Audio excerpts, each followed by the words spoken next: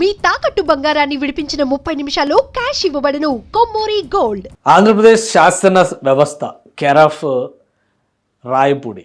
ఇప్పుడు అమరావతిలో ఈ ఈ ఒకసారి ఇలా చూడండి, ఈ సీన్ ఇలా చూస్తే ఒక ఎమోషన్ గుర్తొస్తుంది అనమాట. ఆంధ్రప్రదేశ్ శాసన వ్యవస్థ సభ్యుల నివాస సముదాయం. ఈ హోర్డింగ్ చూస్తే నిజంగానే చాలా ఆనందంగా అనిపిస్తుంది. ఆంధ్రప్రదేశ్లో ఇగో చంద్రబాబు నాయుడు గారు కూడా అదే ఫీల్ అయ్యారు. మొత్తం సీడాక్సిస్ రోడ్ ఓపెన్ అయిన తర్వాత ఈ నివాస సముదాయాన్ని పరిశీలించారు. ఎందుకంటే మొత్తం 12 టవర్లు, 6 ఎమ్మెల్సీ క్వార్టర్స్, అలానే 6 ఎమ్మెల్యే క్వార్టర్స్. బట్ అందులో ఎమ్మెల్సీ క్వార్టర్స్లో 3 రెడీ అయినాయి, 3 ఇంకా ఇంటర్నల్ వర్క్స్ నడుస్తూ ఉన్నాయి. సో ఈ నేపథ్యంలో అసలు మొత్తం అవుట్డోర్, ఇండోరు, ఈ డిజైన్స్, డెకరేషన్స్, ఓకే, ఇదంతా ఒక మోడల్ ఫ్లాట్ లాగా డిజైన్ చేశారు. లైటింగ్తో సహా, ఫర్నిచర్తో సహా పెట్టారు. ముఖ్యమంత్రి చంద్రబాబు నాయుడు గారికి చూపించారు మొత్తం ఏం జరిగింది అనేది. ఈ దృశ్యాలు ఇదంతా కూడా చాలా ఇంట్రెస్టింగ్గా ఉంది. కానీ దీన్ని వీడియో రూపంలో చూస్తేనే మనకు మంచి ఎమోషన్ కనెక్ట్ అవుతుంది అనమాట. చంద్రబాబు నాయుడు గారు ఎంటర్ అయిన తర్వాత అక్కడ దృశ్యం, ఆంధ్రప్రదేశ్ శాసన వ్యవస్థ నివాస సముదాయాలను పెట్టారు. ఎమ్మెల్యే క్వార్టర్స్, ఎమ్మెల్సీ క్వార్టర్స్ అని సపరేషన్ లేకుండా నివాస సముదాయాలను పెట్టారు. అవసరాన్ని బట్టి అందుబాటులో ఉన్నటువంటి ఫ్లాట్స్ని ఎవరికి ఎలా అలాట్ చేయాలనేది క్లారిటీ రావాలంటే కనుక 2 ఫ్లాట్స్, 2 బ్లాక్స్ని కూడా ఉపయోగించి, ఎందుకంటే 2 పక్కనే ఉంటాయి. ఇటు ఒక 6 టవర్లు, అటు ఒక 6 టవర్లు. ఒక్కొక్క టవర్లో 2 ఫ్లాట్లు మాత్రమే ఉంటాయి. గ్రౌండ్ ఫ్లోర్లో 1 ఫ్లాట్ మాత్రమే ఉంటుంది అనమాట. 3500 SFTతో చేసినటువంటి నిర్మాణం. అందుకని ముఖ్యమంత్రి చంద్రబాబు నాయుడు గారు ఈ ఓపెనింగ్ సెరమనీ తర్వాత మొత్తం ఫ్లాట్లు అన్నీ ఖాళీ తిరిగారు. ఇది చాలా ఆసక్తి. ఒకసారి చూడండి, ఈ వీడియోస్ చూస్తే ఏ రేంజ్లో, అంటే ఆ వయసులో కూడా ఆయన ప్రతి అణువు గమనించారు. ప్లే ఏరియాలో ఏముంది, ఇంటర్నల్గా ఏర్పాటు చేసినటువంటి స్పోర్ట్స్ కాంప్లెక్స్, అంటే స్పోర్ట్స్కి సంబంధించినటువంటి స్పేసెస్, బాస్కెట్బాల్ కోర్ట్ కావచ్చు, టెన్నిస్ కోర్ట్ కావచ్చు, ఇవన్నీ పరిశీలించారు. బాల్కనీలు, వాటర్ ఫౌంటైన్లు, అలానే ఇంటర్నల్గా లోపల చేసినటువంటి ఫ్లాట్ మోడాలిటీస్, ఇవన్నీ కూడా గమనించారు. అక్కడ ఏర్పాటు చేసినటువంటి ఫర్నిచర్ను కూడా పరిశీలించారు. సో టోటల్గా యాక్టివిటీ ఏం జరిగింది, ఈ రెండింటికి, ఈ కాంప్లెక్స్లు రెండింటికి కొంచెం అవతల అది ఎమ్మెల్సీ క్వార్టర్స్ అనమాట. ఇది ఒక కాంప్లెక్స్, అదొక కాంప్లెక్స్. సో ఇట్లా బ్లాకులుగా విభజించి పెట్టారు కాబట్టి పక్కనే ఉంటాయి. ఈ ఎంట్రీ ఎగ్జిట్ 2 వైపుల నుంచి కూడా అవకాశం ఉంటుంది అనమాట. సో ప్రతి అణువు, ప్రతి చోట ముఖ్యమంత్రి చంద్రబాబు నాయుడు పరిశీలించారు. అక్కడ ఏర్పాటు చేసినటువంటి ఫర్నిచరు, ఇవన్నీ కూడా.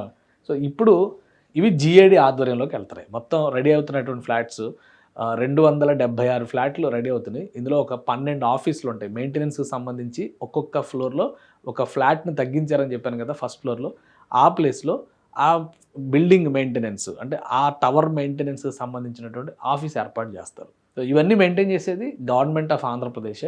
బట్ అక్కడ ఉండేటువంటి ఎమ్యూనిటీస్ కానీ, రిక్వైర్మెంట్స్ కానీ, ప్రాబ్లమ్స్ వస్తే రిపేర్స్ కానీ, వేటికైనా కానీ ఈ ఆఫీస్ నుంచి ఉండేటువంటి టీమ్స్ యాక్టివేట్ అవుతాయి అనమాట. సో మొత్తం ఫ్లోర్ ప్లాను, డిజైన్స్ అన్నీ కూడా ఎక్స్ప్లెయిన్ చేశారు APCRDA కమిషనర్ విజయరామరాజు గారు. చూడండి, ఫర్నిచర్ బాగుంది. కొంతమంది కామెంట్స్ చేస్తున్నారు, ఆంధ్రప్రదేశ్ అప్పుల్లో ఉంది, ఇంత కాస్ట్లీ ఫర్నిచర్ అవసరమా అంటే, బ్రదర్, మీ కామెంటు, మీ క్వశ్చన్ చాలా వ్యాలిడ్. కానీ ఇంత కట్టిన వాటిని నిరుపయోగంగా ఉంచి శ్మశానం, సమాధులు అన్నప్పుడు ఈ ప్రశ్న వేసుంటే మీరు చాలా గొప్పవాళ్ళు అయి ఉండేవాళ్ళు. ఎందుకంటే అప్పటికే 100 కోట్ల అలాట్మెంట్తో కన్స్ట్రక్షన్ అయిపోయి ఈ టవర్లు రెడీ టు ఆక్యుపై స్టేజ్కి వచ్చే టైంలో ఆగిపోయినాయి. 5 ఏళ్ళు ఆగిపోవడం వల్ల మళ్ళీ ఆ దరిద్రం మొత్తాన్ని కరగడానికే సగం ఖర్చు అయింది. సో మళ్ళీ వాటన్నిటిని కూడా ఒక పద్ధతి ప్రకారం తీర్చిదిద్ది, ప్రజాప్రతినిధులు ఎందుకు కట్టాల్సి వచ్చింది అంటే, ప్రజాప్రతినిధులు అందరూ వారి నియోజకవర్గాల్లో వారి నివాసాలు ఉంటాయి, వారి కార్యాలయాలు ఉంటాయి. కానీ శాసనసభ సమావేశాల కోసం రాజధానికి వచ్చినప్పుడు ఎక్కడో హోటల్స్లోనో లేదంటే వేరే చోట రెంట్కి తీసుకుని మెయింటైన్ చేయడానికో సాధ్యం కాదు. సెక్యూరిటీ ఇష్యూస్ వస్తాయి, చాలా సమస్యలు వస్తాయి. అందుకని ఏ ప్రభుత్వం అయినా కానీ నివాస భవన సముదాయాన్ని నిర్మించడం పరిపాటి. హైదరాబాద్లో కూడా ఉన్నాయి. అలాగే ప్రతి రాష్ట్ర రాజధానిలో ప్రభుత్వ నిర్వహణ ఆధ్వర్యంలోనే వస్తాయి ఇలాంటి భవన సముదాయాలన్నీ కూడా. ఎమ్మెల్యేస్, ఎంపీలు వాళ్ళకి సంబంధించి కూడా కొన్ని చోట్ల ఉన్నాయి. మినిస్టర్స్కి సంబంధించినటువంటి బంగ్లాస్ కూడా సపరేట్గా ఉన్నాయి.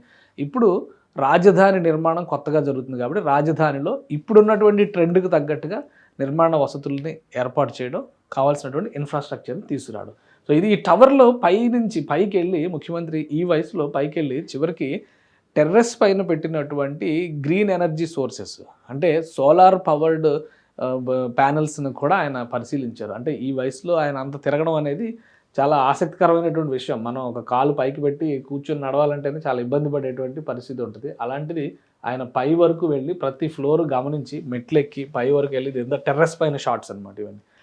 ఈ వయసులో చంద్రబాబు నాయుడు గారు అవన్నీ ఎక్కి పరిశీలించారంటే మీడియా స్టంట్ అనుకునే వాళ్ళు అనుకుంటారు, పాపం వాళ్ళ గురించి మనం ఏం మాట్లాడలేము. కానీ ప్రతి అణువు అమరావతిని అందరికీ అనువైనటువంటి రాజధానిగా నిర్మించాలని చెప్పని భావించారు.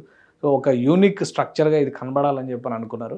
అందుకనే ఈ ప్రణాళికని ఇంత పెద్ద ఎత్తున అమలు చేస్తూ వచ్చారు. సో మొత్తానికి ఓవరాల్గా అమరావతి నిర్మాణానికి సంబంధించి ఒకసారి మీరు చూడండి, పైనుంచి చూస్తే ఏరియల్ వ్యూ ఇక్కడ మీకు కనిపిస్తున్నటువంటివన్నీ కూడా ఒక్కొక్కటి చూస్తే ఇవన్నీ ఐకానిక్ టవర్స్, అంటే సెక్రటేరియట్ టవర్స్ ఏవైతే చెప్పారో జిఏడి టవర్ దగ్గర నుంచి అన్ని టవర్స్ ఇక్కడ వస్తాయి అన్నమాట. సో దీనికి ఇటు అభిముఖంగా ఇటు సైడే అసెంబ్లీ వస్తుంది, కొంచెం అటుపక్కకి హైకోర్టు వస్తుంది. ఇవన్నీ జడ్జిల బంగ్లాలు కావచ్చు. అలాగే ఇక్కడ పరేడ్ గ్రౌండ్ రెడీ అవుతుంది చూడండి. ఇదంతా కూడా రేపు ఆగస్టు 15కి పరేడ్ గ్రౌండ్ రెడీ అవుతుంది. అంతా కూడా ఒక దగ్గర ఉండేటువంటి ప్లేసెసే.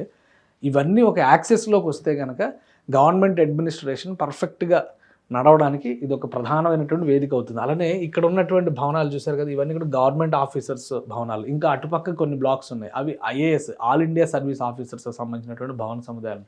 సో ఇది మొత్తం గవర్నమెంట్ సిటీ రాయపూడి ప్రాంతంలో వస్తున్నటువంటి నిర్మాణం. ఫస్ట్ ఫేజ్ మొదటి అంకం కింద చూస్తే కనుక మనం ఈ కంప్లీట్ అయినాయి, ప్రజాప్రతినిధులకు సంబంధించినటువంటి నిర్మాణాలు కంప్లీట్ అయినాయి. నెక్స్ట్ ఫేజ్లో ఆల్ ఇండియా సర్వీస్ ఆఫీసర్స్ చూడండి ఎంత గర్వంగా ఉంది. ఆంధ్రప్రదేశ్ శాసన వ్యవస్థ నివాస సముదాయం అనేటువంటి పేర్లనే చాలా గర్వంగా చెప్పుకోదగినటువంటి వైబ్రేషన్ కనిపిస్తుంది. త్వరలో జిఏడి దీనిపైన నిర్ణయం తీసుకుంటుంది. శాసనసభ స్పీకరు అలానే శాసన మండలి చైర్పర్సన్ వీళ్ళిద్దరి ఆధ్వర్యంలో ఎవరెవరికి ఎలా అలాట్మెంట్ చేయాలి, సహజంగా లాటరీ సిస్టంలో అలాట్మెంట్ ప్రాసెస్ నిర్వహిస్తారని చెప్తున్నారు. కొంతమంది నాకు ఈ ఫేస్ కావాలి, ఇంకొంతమంది ఆ ఫేస్ కావాలి, లేదా నాకు ఫలానా నంబర్లోనే కావాలి అనేటువంటి పరిస్థితి ఉంటుంది. కాబట్టి సో గవర్నమెంట్ ప్రొసీడింగ్స్ ప్రకారం అలాట్మెంట్ ప్రాసెస్ని చేస్తారు. అందరూ మ్యాక్సిమం అలాట్మెంట్ అయిన తర్వాత 1 నెల రోజుల్లో గృహప్రవేశాలు చేసేలా చర్యలు తీసుకుంటున్నారు. ఈలోగా ఆల్ ఇండియా సర్వీస్ ఆఫీసర్స్ భవనాలు, ఇతర భవనాలు కూడా అందుబాటులోకి వస్తాయి. కాబట్టి దసరా నాటికి ఈ భవన సముదాయాలన్నింటిలో కూడా పెద్ద ఎత్తున నివాసం ఉండేటువంటి అవకాశం ఉంటుందని చెప్పని రాష్ట్ర ప్రభుత్వం భావిస్తోంది.